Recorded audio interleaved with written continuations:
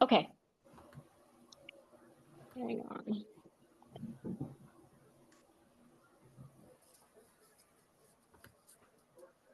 Okay, it is 6:01. I'll call the policy committee meeting to order. I'm going to go right to the first order on the agenda. Do I have a motion from someone in the committee to elect Kate as chair of the policy committee?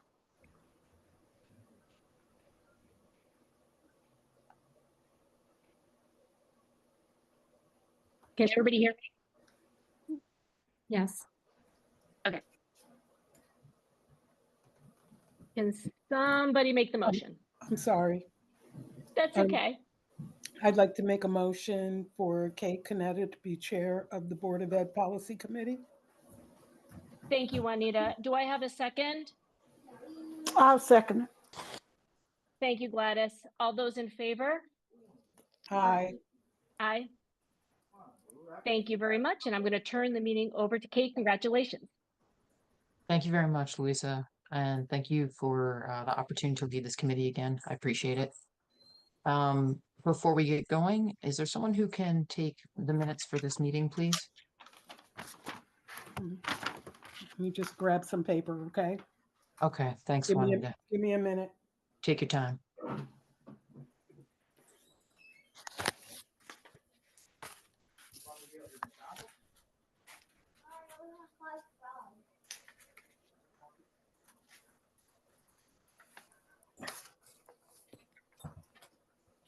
Okay, did Sherry come on? There she is. Here. Hi, Sherry. Okay, good. I didn't I'm know. here.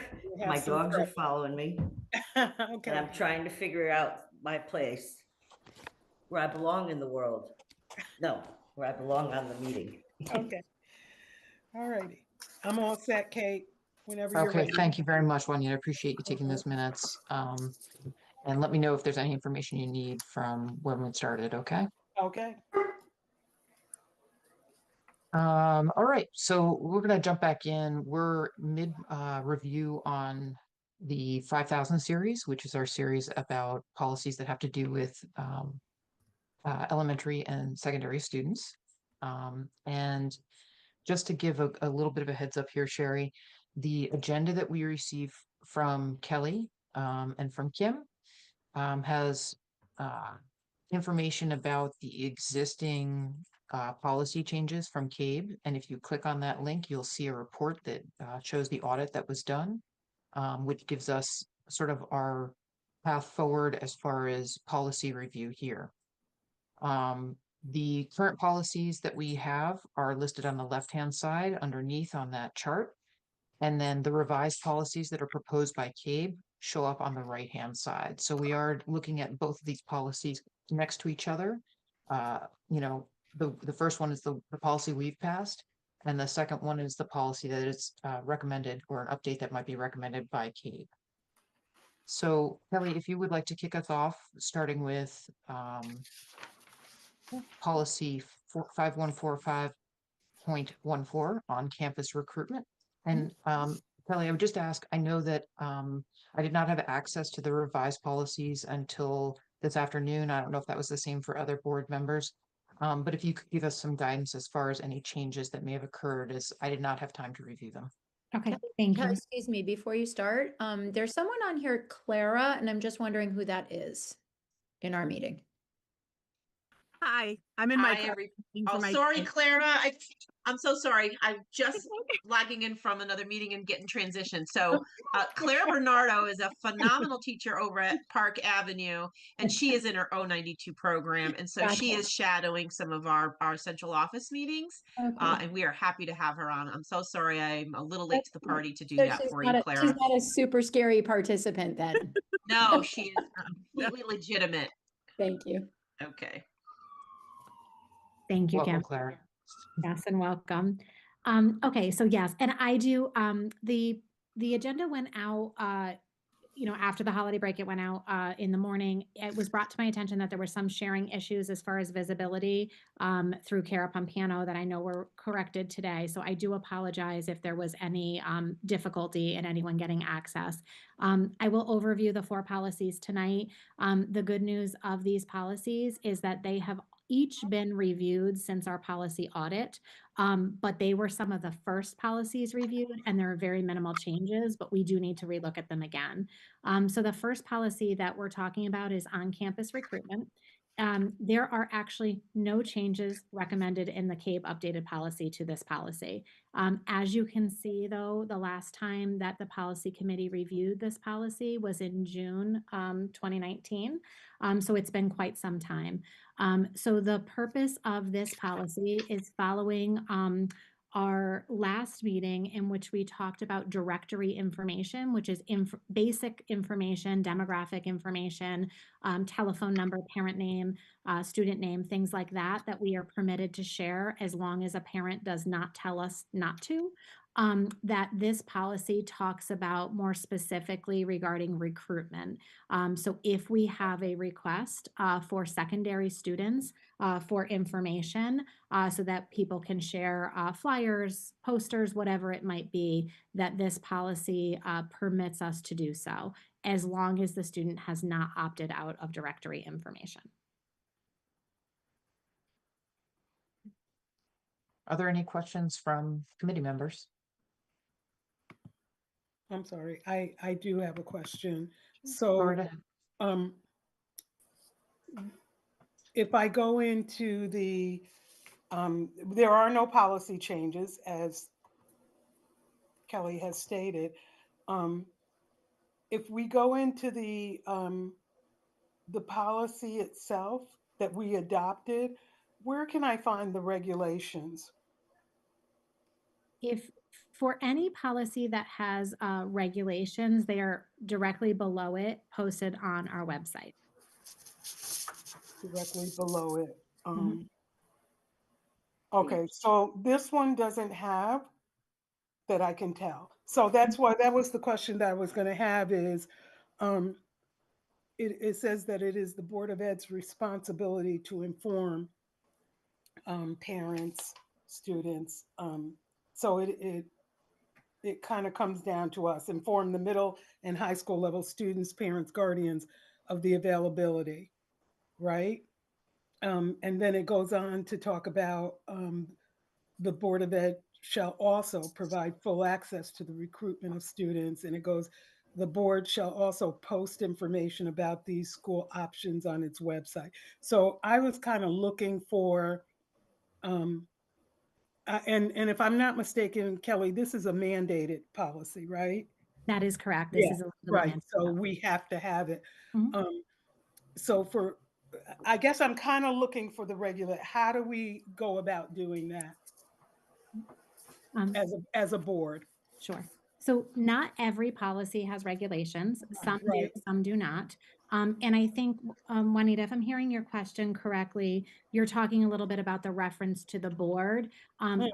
By saying the board, and certainly Kim, if you'd like to chime in at any point, please join. But that typically the board is delegating that authority to the superintendent and the central office leadership team, right? Right. That is our responsibilities through annual notifications to parents and directory information as a legally required annual notification that we let parents know that.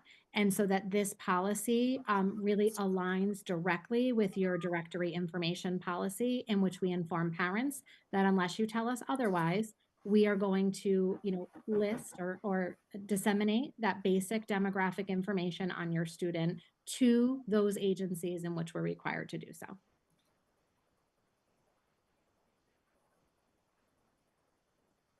Is there something that you wanted to add, Juanita, or did? I guess my clarification would come in paragraph 3. Okay. Full access for the recruitment of students, I understand.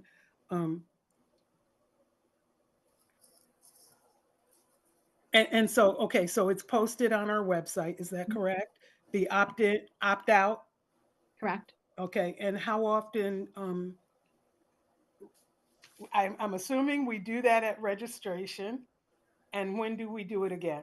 There's an annual notification at the beginning of every school year, On the website? correct? And it is disseminated to all parents and guardians. I Okay. think it's also in the back to school guide. It is.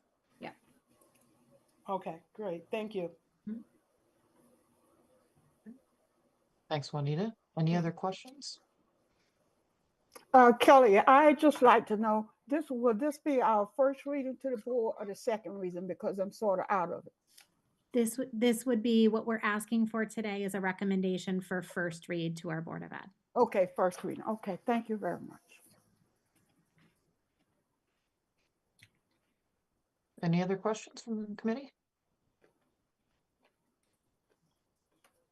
Okay, so I'm looking for a motion to make a recommendation for first read of policy 5145.14 on campus recruitment. Okay, I guess it's me. I make a motion that we forward policy 5145.14 on campus recruitment to the full board for reading number 1. Thank you, Juanita. Is there a second, please? Sherry, were you trying to second there? You're on mute. It looks like a second from you, so I'll take that. All those in favor? Did you have a question, Sherry? I'm sorry. I just want to make sure. Okay, so that's a second. So for committee members, you're the only ones that are going to be voting on this. All those in favor, please signify by saying aye. Aye. Aye. Any opposed? Okay, motion so carries. Thank you very much. Kelly, if you could move on to the next policy on the agenda, 5145.511, sexual abuse prevention and education programs, please. Sure. So this is another policy following up on our most recent adoption of the DCF policy, in which we talked about mandatory reporter requirements that are required of all district personnel.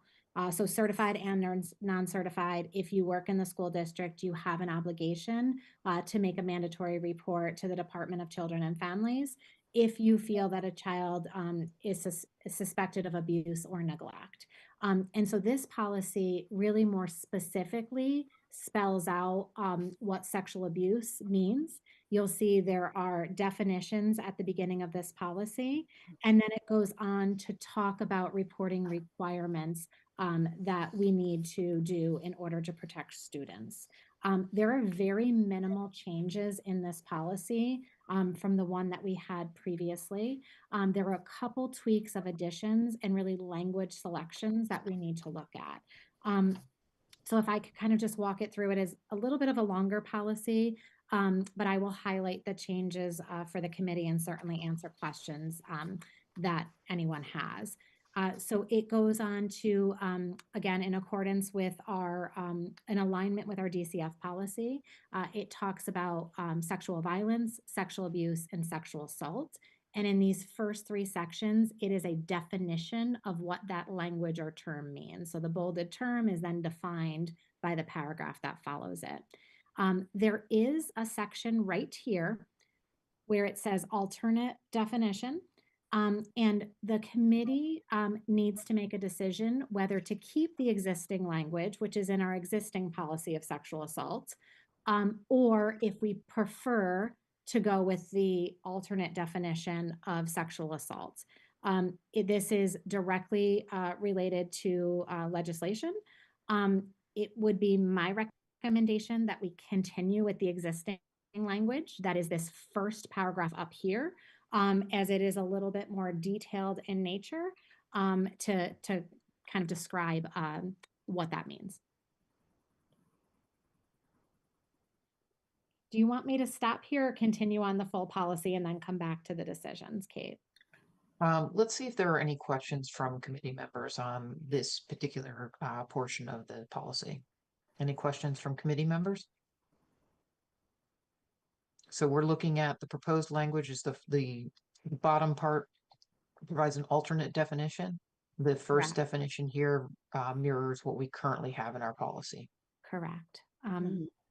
So Our recommendation would be to keep the first paragraph where it defines sexual assault and eliminate the alternate definition. We're supposed to choose one or the other. And so in the alternative definition, the last sentence, it includes sexual acts against people who are unable to consent either due to age or lack of capacity.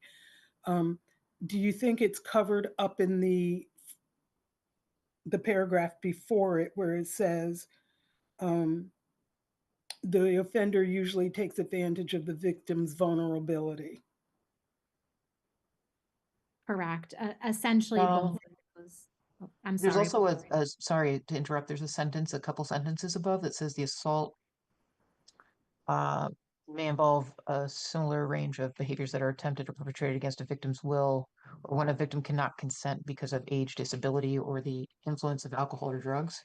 Mm-hmm. What do you think about the difference in the language, though? What do you think about the difference in the language between that sentence above specifying age, disability, or the influence of alcohol or drugs versus? Yeah, I think it covers. I Okay. think it's covered. And I personally think we should stick with what we have.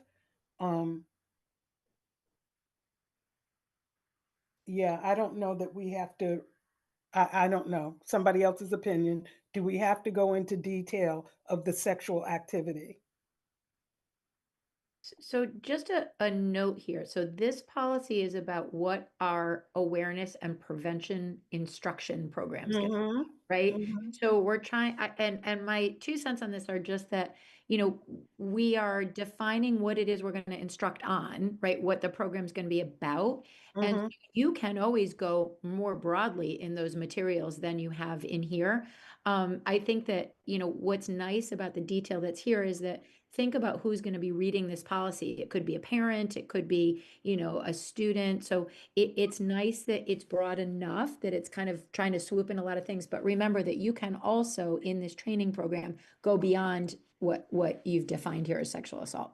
mhm, mhm. Right, because there's all kinds of other policies that we have, like Title IX comes to mind, that have their own definitions of sexual assault. And this is really around what are we going to train and make people aware of? It's like a belt and suspenders kind of thing. Thank you, Kim. Mhm. Sherry, did you have feedback? I saw you trying to say something before, but you were on mute, so we couldn't hear you. You got to take yourself off mute, though. Sorry. Unmute. Am I unmuted? There you go. I was just saying I thought the original one was better. Gladys, did you have any feedback on this? No, I agree with Kelly too. And Kim, rationale, I think we should leave it the way it is. Yeah. Sounds good. Go ahead, Kelly, you can continue. So I just made the modification on the screen. We can certainly go back and revisit if we need to. And here we would, the Danbury Public Schools, in that blank, we will always insert the district name. But now it is talking to Kim's earlier point, and thank you so much, more specific details now that you've heard the definitions about the training programs. So similar to our requirement to train on our mandatory reporter responsibility through the Department of Children and Families, there is now a requirement to also train on sexual assault and human trafficking to bring an awareness to personnel that are working with students. And so this goes on to detail that teachers need training annually, well, on an ongoing basis, I should say, in the following areas. They need training regarding prevention and identification, and they also need resources to help teachers, parents, children, should there be an instance that they need to address. In this section, again, there is a language choice here. The current language that we have for item number 1 reads this, which is kind of broad and encompasses kind of a broad scope. The alternate language that we could include has more specific details. These are all statutory requirements where you see the letters A through H listed. So the training needs to be provided on warning signs, mandatory reporter requirements, prevention, bystander education, policies, maintaining professional relationships. All of those are required in the training, and this is a state issued training. They are legally mandated, so we will do all of these trainings. The training will encompass all of these areas, I should say. It's not an individual training for each one of these. And so our choice is, do we keep with the existing language that talks about training in a broad sense, or would it be more appropriate to talk about training very specifically, which directly aligns with the state legislation of the different requirements throughout the training? My recommendation in this section of the policy would be to go with the very specific language, as I think it's explicit and directly aligns with the law. And Kelly, where does trafficking come in? So that And the alternative. that is a separate training, but it is part of this. So there is a sexual assault training and a human trafficking training. They're two separate trainings, but all encompassed and falling under this one policy. Can you go back up a little bit to the original language? Number one,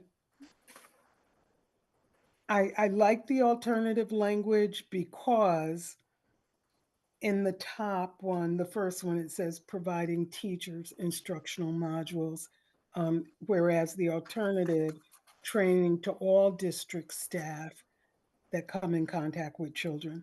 So that would be my rationale for taking alternative.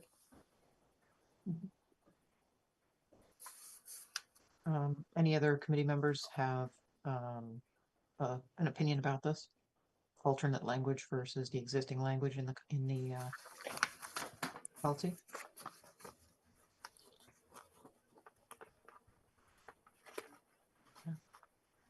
I agree. I think the alternative language is stronger, and the fact that it aligns directly with state law is, I think, important. Clear. So what it would look like is, sorry. Apologize. What it would look like is we would remove that number one and we would accept the alternative language as essentially they mean the same thing and the choice is one or the other. But I agree the specific training requirements are important. And Juanita, I think you raise a great point. The legislation indicates this is for all district staff, not just certified teachers, and it's really important to include that here.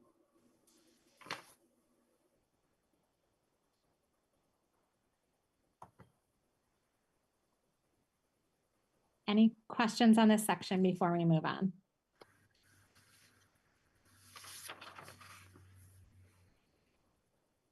No. Okay. Moving on. It talks about student age appropriate, instructional materials, discussions that occur, whether it be through an assembly.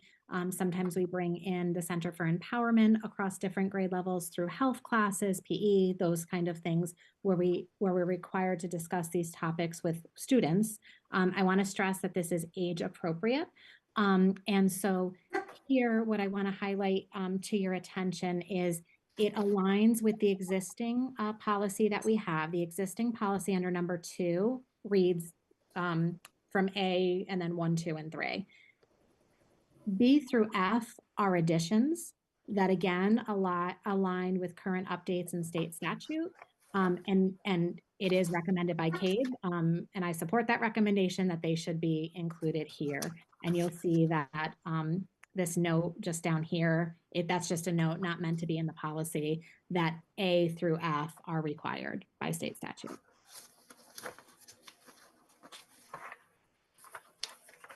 Any feedback from committee members on this?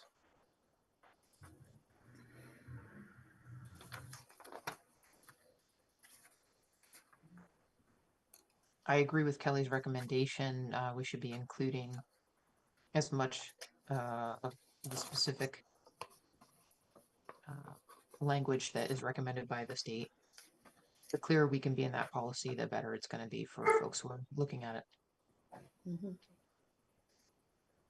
Any objection to that from committee members? None. All right, please continue. And number 3 is also an addition. So this section here is a further expansion, sorry, 3A and B, to the existing policy just to further spell out the statutory requirements. And this is really referring to the acknowledgement that if there is an incidence in which, unfortunately, a situation occurs, that the district has a responsibility, and this is typically done through our pupil services staff, to help and support students and families with referrals, possibly for outside support, resources and materials, access to counseling, and really an acknowledgement of if a child is experiencing this, that we are supporting them to access their education, both in and outside of school.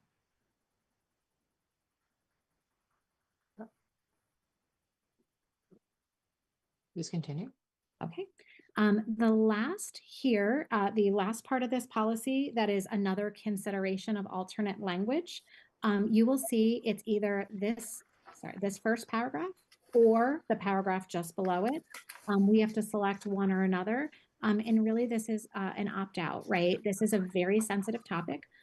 There are sometimes, due to a variety of different factors, that it might be developmental, it might be due to life circumstance or experience, it could be to cultural or religious beliefs, that a family does not want their child participating in instructional programming. And this is an exception where parents have the right to say, we do not want our student to participate in this content. They are required to provide a written request. Typically goes to the principal, and then an alternate activity is provided during that time frame. So this is kind of one section of curriculum that we would provide that families get to say, I do not want my child participating in it, and we would give them an alternate activity during that time. Both paragraphs really state that. I think in the alternative language, it is worded maybe a little bit more simplistically. So it really is the preference of the committee which one to go with. But the essence of the requirement is maintained in either paragraph. Committee members with preference as to which language seems clearer or appeals more? I think the most appropriate one is where the parents have the option to not have their kid, student involved. So that's the one part that you have highlighted. And my thing is, I have to reread these because I haven't had the opportunity to read it quite thoroughly. So I will go with that unless I can get something different. And I can, I'm sorry. Go ahead, Juanita. And I can only share that my experience has been that the first paragraph, the paragraph that's highlighted, is what some of the parents have done. And so they've removed their child for part of the curriculum, and then they had the alternative during that period of time, and then came back in for the rest. So I don't know how that goes when they present the written, but anyway, that's how it's been done in the past. To your point, Kelly, I think that the language is pretty similar. My question would be about in the top paragraph, the top option, it says upon receipt by the principal or his or her designee, whereas below it only specifies the principal. I think if we elected to go with the alternate language, that we should probably include that same, or his or her designee to ensure that all of our bases are covered. I agree with that suggestion. It's always good to have an and or. Okay. So between those two paragraphs, Kelly, if you could just highlight the first one again so that everybody's looking at the same section. So that's the first paragraph. That's our existing policy. Right underneath it is alternate language, which again, to Kelly's point, is very similar. Sorry. There we go. That's very similar to the paragraph just above it. And I'm just wondering if anybody has a strong opinion about which of those two versions to use. No, just including, as you said, or his or her designee.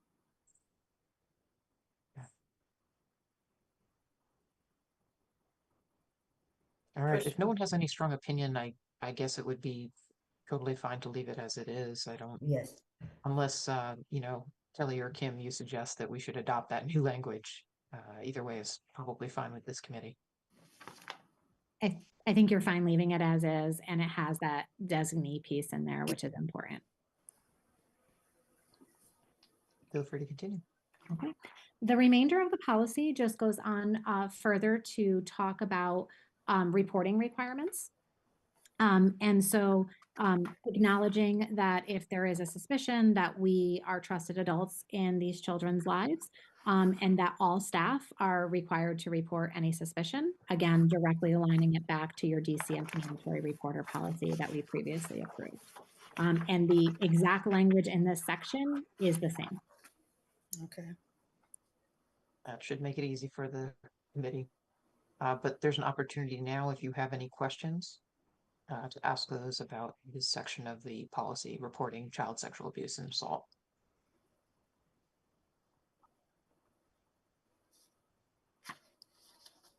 Any questions at all about that? I just want to add, this has to do with the resources. Does our superintendent, Kara, do you feel that we have the financial ability to support this policy? Yeah, I mean, we also use a lot of grants as well. So, you know, we have strategies and grants to support. So yes, I do. Okay, because it is a whole district Yes. involvement. Yeah. Right. Okay.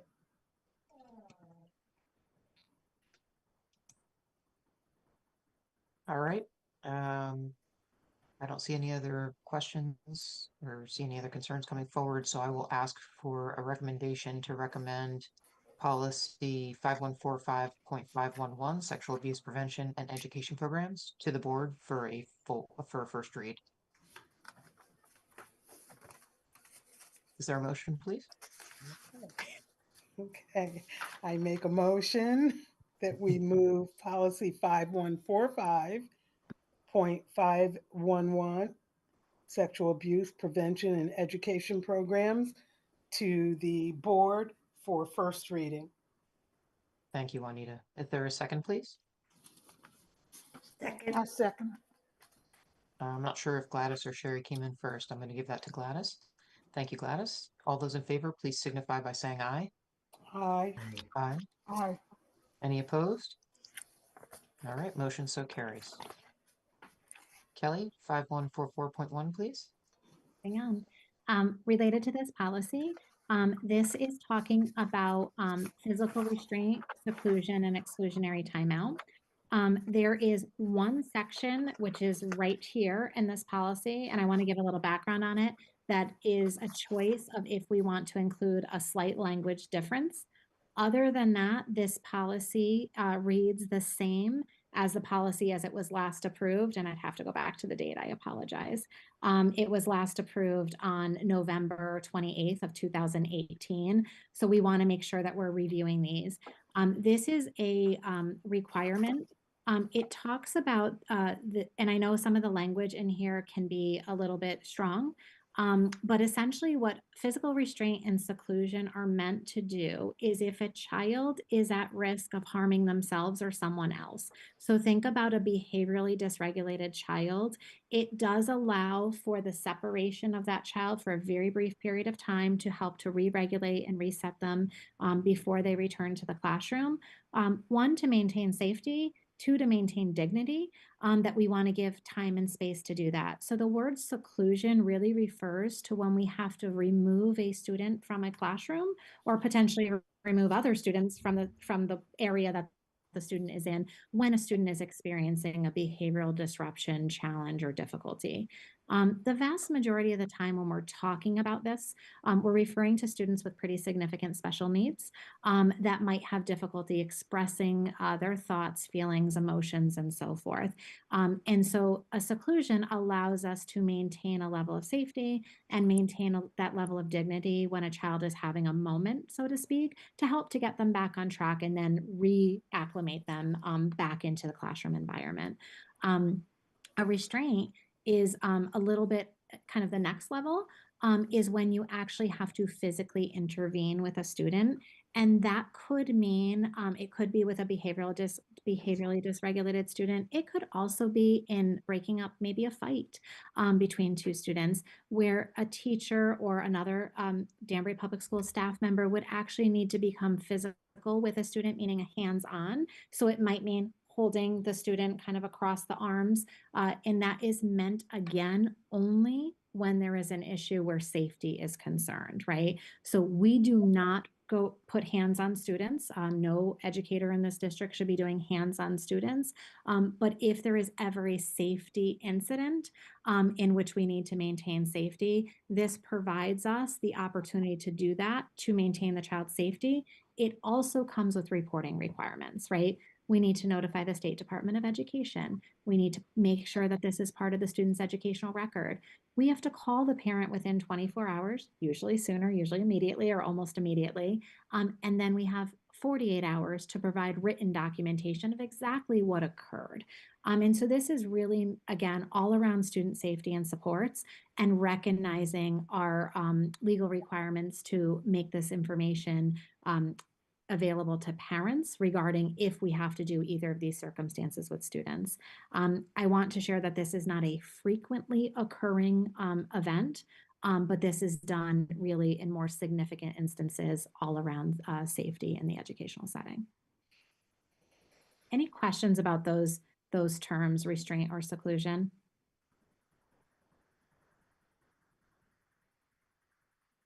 So a lot of times is this done in like special needs, like you know, that program?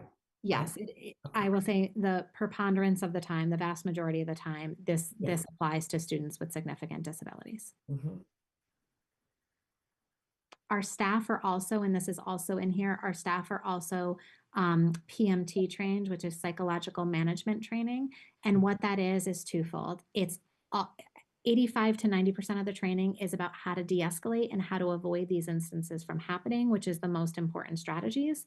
And then the rest of the training is, God forbid if that doesn't work, this is how you hold a student safely to maintain your safety and that student's safety. Last resort, but. Correct. Yes. Mhm. And so the choice here within the policy, really the only potential revision that we could make is this alternative language that I've highlighted here, that it's saying to use reasonable restraint or place a student in seclusion to provide a safe environment for students. We could add that to this paragraph or replace it right here. So kind of the first blue that I highlighted is the existing policy. The second would be to take that partial sentence and replace it. Personally, I think the policy as is a little bit more, these are emergency interventions. I do like the word emergency there because I think it indicates that last resort. And it's all about protecting students from harm. You know, we could insert the word safety there if we felt to put both. Agreed. One of the other things I like about that initial language, Kelly, is that it doesn't specify who is being protected from harm, which I think is important because obviously we want to provide a safe environment for students, but we will also want it to be safe for our staff as well. 100%. And sometimes if a staff is at risk, this could be initiated. Superhuman strength when people are upset. It's good. I like it. Is the committee then in agreement to discard the alternative language and keep the existing language that we have?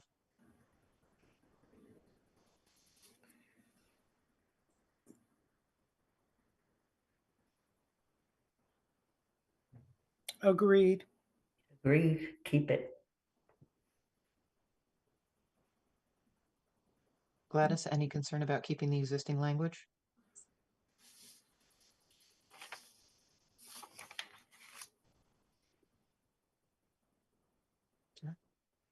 All right, go ahead and move on, Kelly.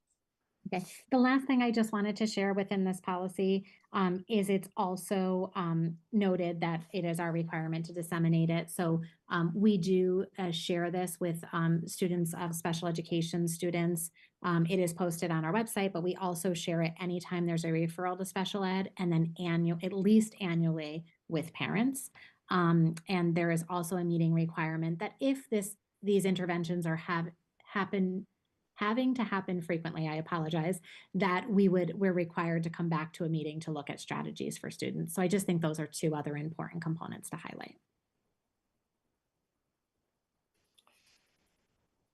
I know that Sherry had asked Kelly before, do you feel like this policy strictly pertains to our special needs population?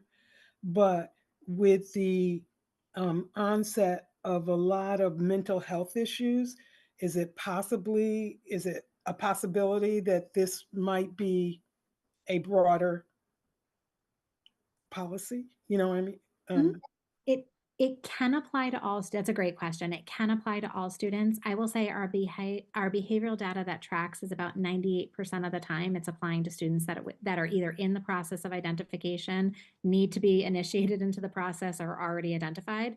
But there are circumstances outside of that that may necessitate it, but it is a small number. And Juanita, if we're having to intervene in this manner, it really also initiates our child find responsibility, right? Do we need to do something else for this student, right? Should this student be identified in needing special education services, 504 services? So I think the policy is very designed to say, it bring an awareness that if this student does not have a specific plan in place, should the school district be considering one, which is important.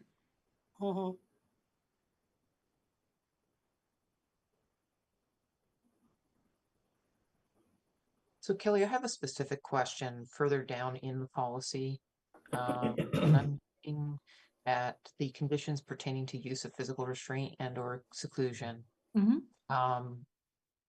under section C, no student shall be placed in seclusion unless, and then specifically sub item C under there, the area in which such a student is secluded is equipped with a window or other fixture allowing the student a clear line of sight beyond the area of seclusion.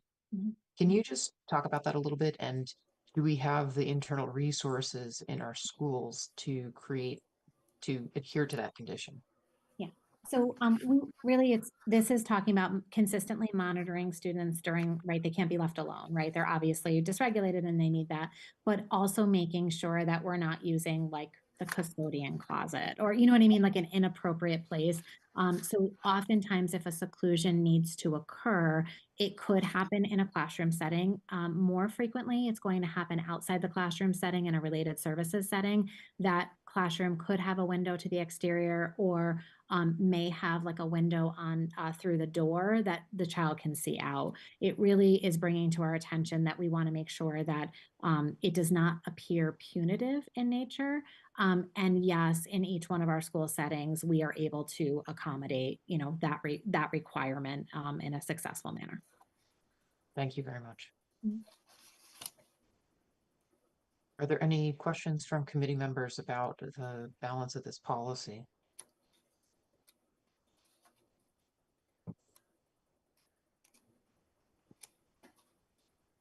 Okay, I don't see any. Obviously, it's an extensive policy. I don't know, Kelly, if you had any other comments you wanted to make. No, I just think to highlight, really, it's about our reporting requirements, our staff training requirements, that it is done as a last resort, and then really making sure that we're keeping specific records, the reasonable parties informed, and that we're going back to review if we should be doing any other interventions for kids. If I were to kind of summarize it into my elevator speech, that would be it. All the other kind of very detailed pieces of this policy are in our existing policy. They're also outlined in state requirements. And the reporting requirements is a state form that we have to complete, as well as provide to the state and federal government each year.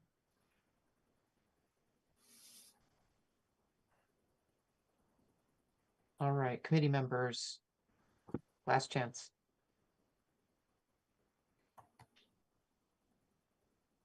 This is probably not a question that goes exactly with this, but, well, it does. You know, all these trainings and everything.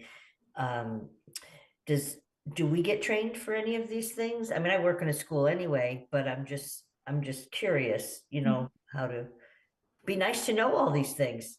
Sure. So there are trainings for Board of Education members, usually more around the policy around this. The training that's indicated for that is done with staff is actually how to execute this policy and how to do the intervention with students. And so that has not been done in the past with Board of Education members, but I certainly would defer to Kara and the board chair on if that is something that we want to discuss at a future time. Okay. Kelly, can you go down? Sure. Further down where it does talk about the training? Yep. Keep going. Yep, right here. Okay, yeah. Further down, I guess. Sorry. I lost it. Do you have Okay. the number? Yeah. So it says the board will create a plan to be implemented, requiring training regarding the proper means of physical restraint, seclusion, blah, blah, blah. Some of the things that are in there are like the verbal diffusing and de-escalation, prevention. Those could be training that our overall staff could use.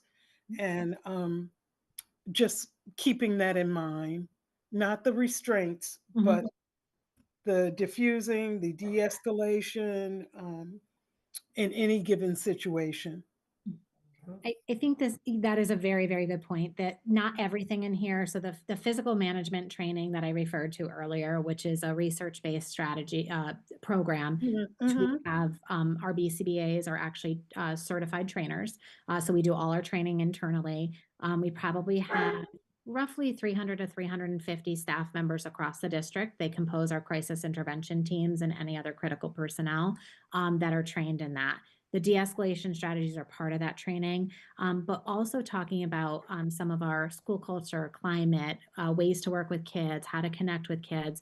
There are other various trainings that can be done, and I think yes, we need to continue to do training in that area, in understanding kids, connecting with them, and how to diffuse a situation that could escalate.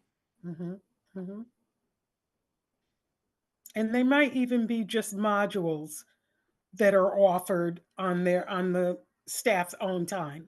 So if you're interested in it, if you're, just.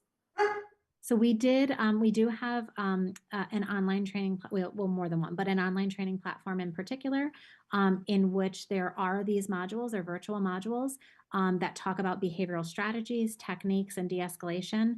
And so most recently, our paraprofessional units have been going through those trainings.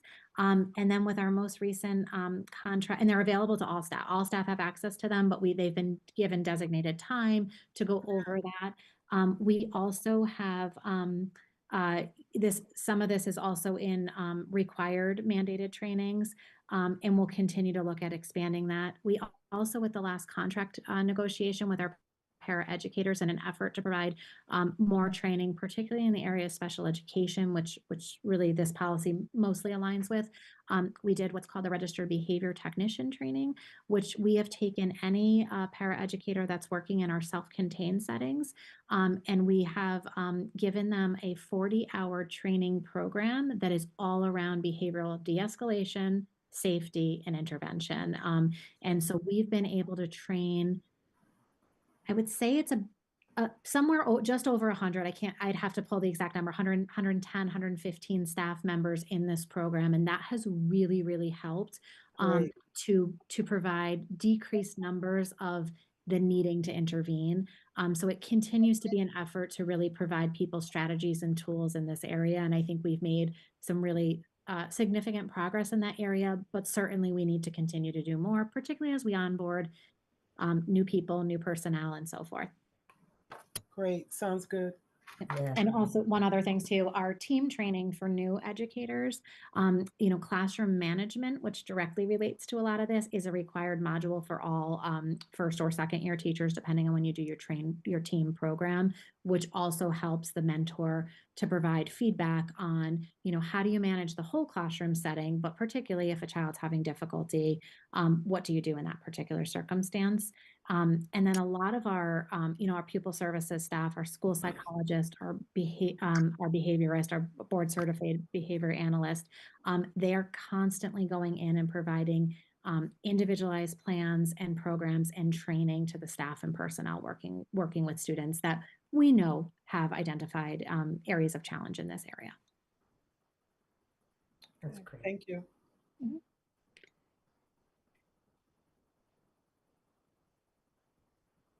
Any other feedback from committee members?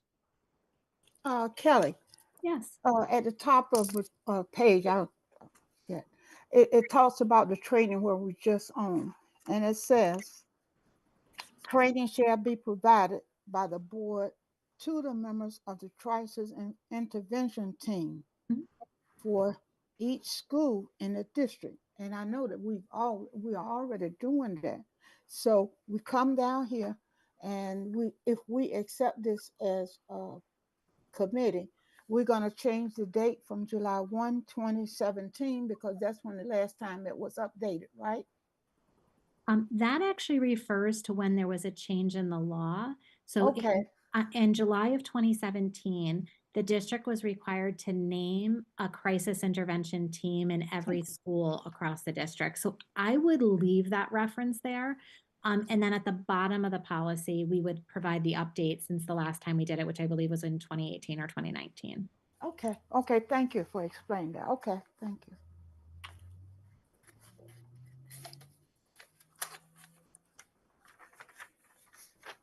All right.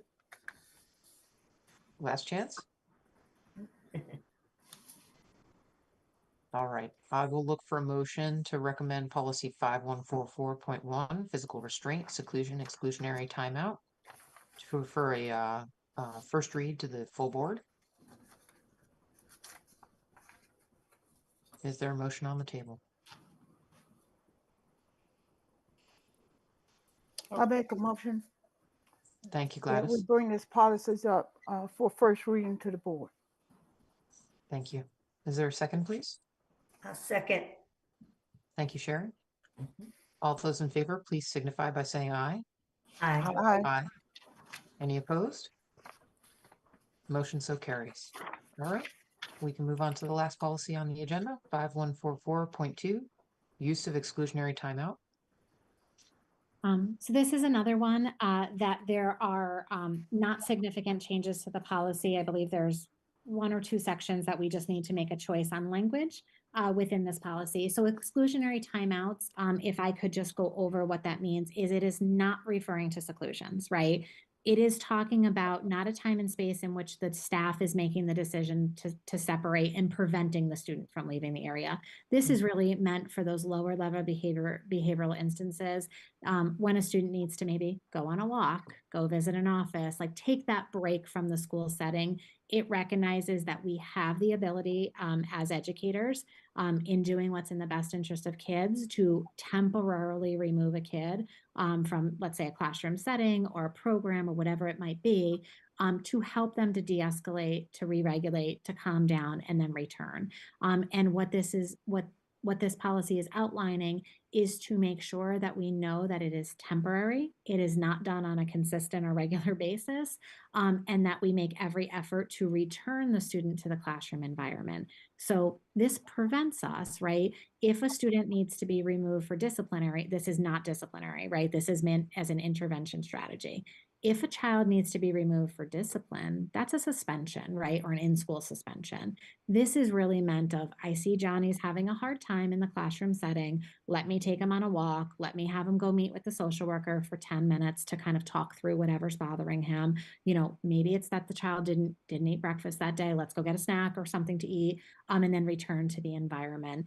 And really, this is giving us the opportunity to be proactive and to intervene before things get escalated, so that students can ultimately access. Our goal is to have them in the classroom as much as, but we want every kid in the classroom all the time, but we recognize that sometimes a brief break does help to then return the student from the classroom. This is strategy driven, not disciplinary in action. Mhm.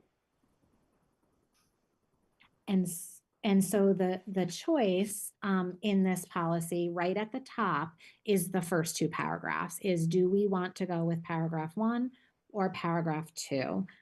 Right now, our existing policy, let me just, I believe we have paragraph 1, but I need to just double check. Yes, we have paragraph 1 in the existing policy.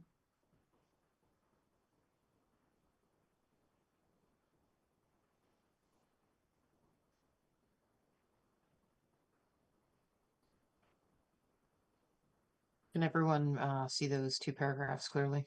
Mhm. Okay, Is that a little thank you, better? Kelly.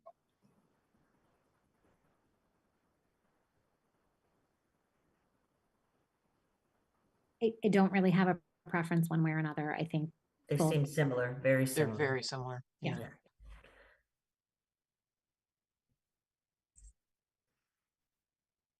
Committee members, what is your preference here?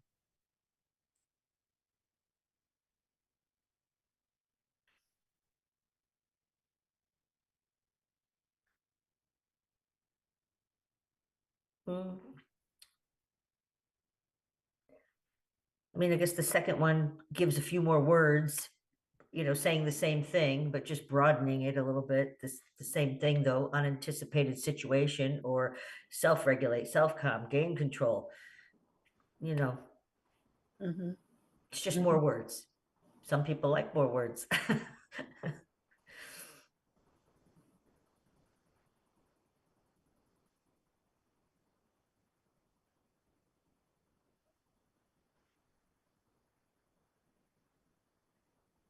Actually, I think it's a little bit confusing in the second version. That last sentence says, you know, except where it Unanticipated. is necessary to remove a student from a potentially dangerous situation or unanticipated situation. It's kind of blurring the exclusionary versus the seclusion style handling of a student who's dysregulated. Makes it more bad, like bad instead of just needing to be calmed down. Yeah, or the idea that like this is a policy about exclusionary timeout settings. Yeah, And that is, you know, if you're talking about a potentially dangerous situation or unanticipated situation, that is not a circumstance where you would use an exclusionary timeout. So, right. Yes, you're right. I see that. Okay. In the top paragraph, it says that the use of exclusionary timeout may be an effective method of behavior intervention.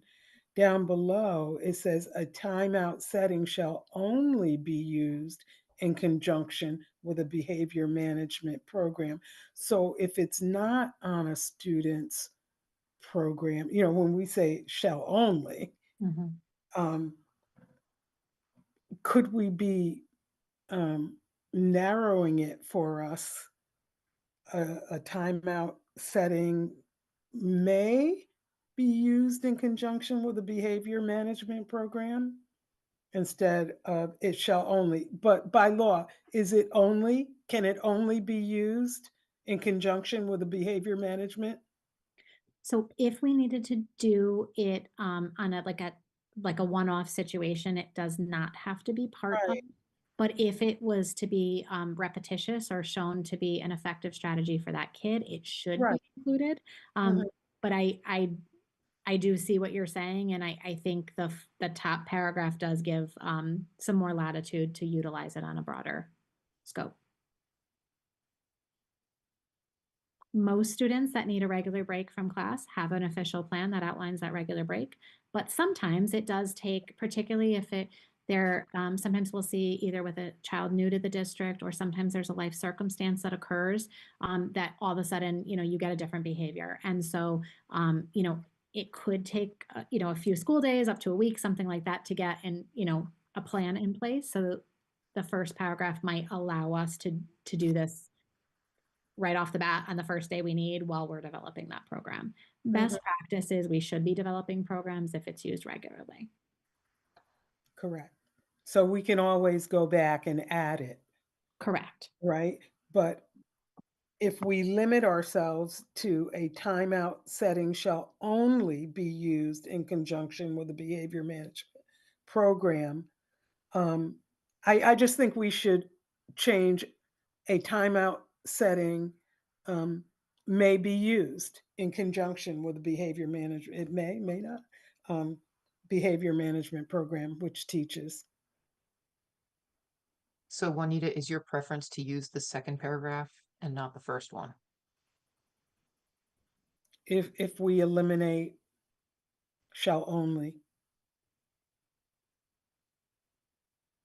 Okay. Otherwise, we go back up to the first one. Yeah, assuming that change, which I agree with you, it's limiting to use that language. What is your preference between the two paragraphs? Is it the second one? Yes. Okay.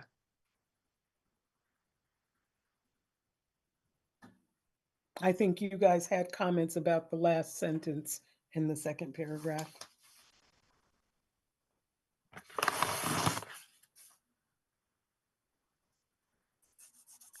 Yeah, I find that language confusing in the context of this whole policy.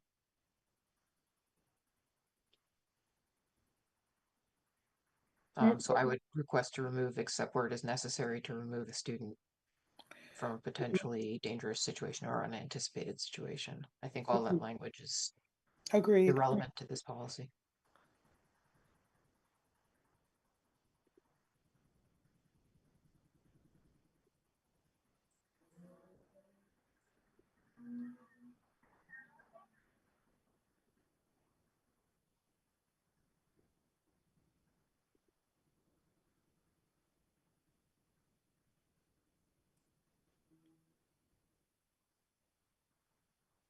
Does that language in the second paragraph look okay to everyone?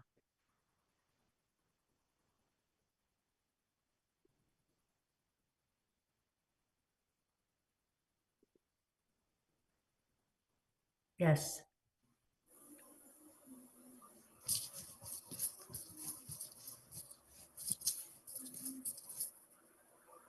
With the modifications?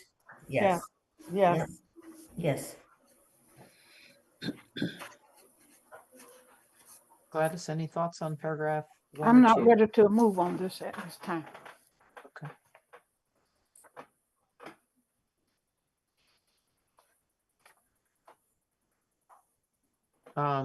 Is there an interest in tabling this policy, or where do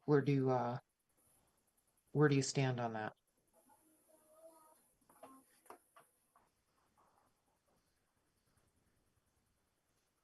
We could potentially table the policy till the next meeting, Gladys, to give some more time to review it.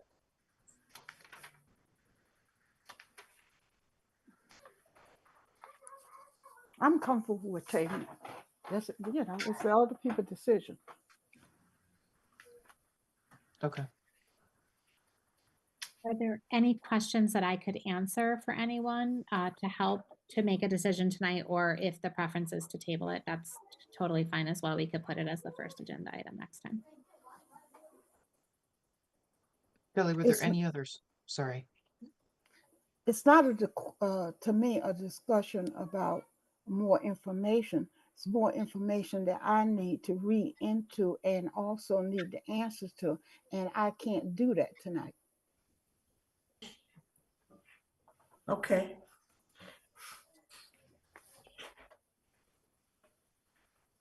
May I suggest that we continue to review the policy this evening, and then we can table the policy and bring it back for a vote at the next meeting, so that everyone will have a chance to kind of go through it. But this way, we've had a chance to discuss sort of any of the bigger concerns or changes. And that way, when we get to the next meeting, it will be a little bit easier to go through this quickly and make a decision about whether or not to bring it to the full board.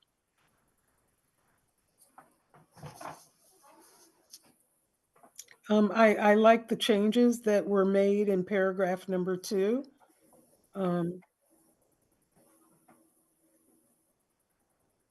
There are no addition, if I could just add, there are no additional significant language changes within the rest of the policy.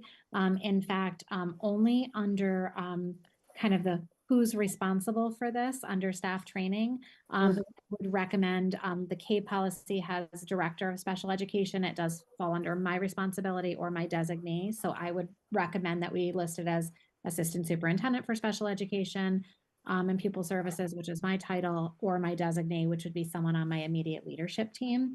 And there's 2 places in the policy in which it says that, and that would be, language specific to the district on who's responsible. But this one, very similar to the seclusion restraint policy, while it doesn't only apply to students with special needs, the vast majority are students that have either some type of behavior intervention plan, special education services, 504 services, things of that nature, which is why it falls under that kind of jurisdiction, so to speak. But other than, it was paragraph 1 that was really the language choice. The rest of the policy, with the exception of the title change that I just described, is exactly the same as the existing policy. This policy and the previous policy, I know they're very heavy in language, but they are really specifying the statutory requirements, and I would caution us. I mean, minor tweaks. I think I like the revisions we made to paragraph 2. I think they make a lot of sense. But any other substantial changes, I would not recommend, because we're required by statutory requirements anyways. So just the designee, right? Just the designee, yeah. Correct. We can make sure that we get that in there. Yep. We'll do that now.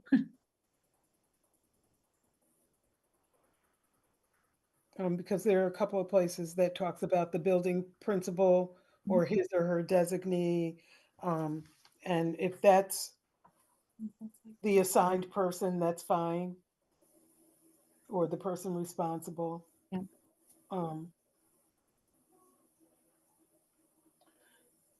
Yeah, and I see the assistant superintendent for education and pupil personnel, or said designee. Yep. And there's there, and then one more place below. That would be my only recommendation. Under building principal, and I will go through and read it one more time with a fine tooth comb, but I believe, my recollection when I read it through, I believe most places that it has a principal also has a designee, but we'll make sure that that's there. Okay. Yeah, that would be my only recommendation for the next meeting.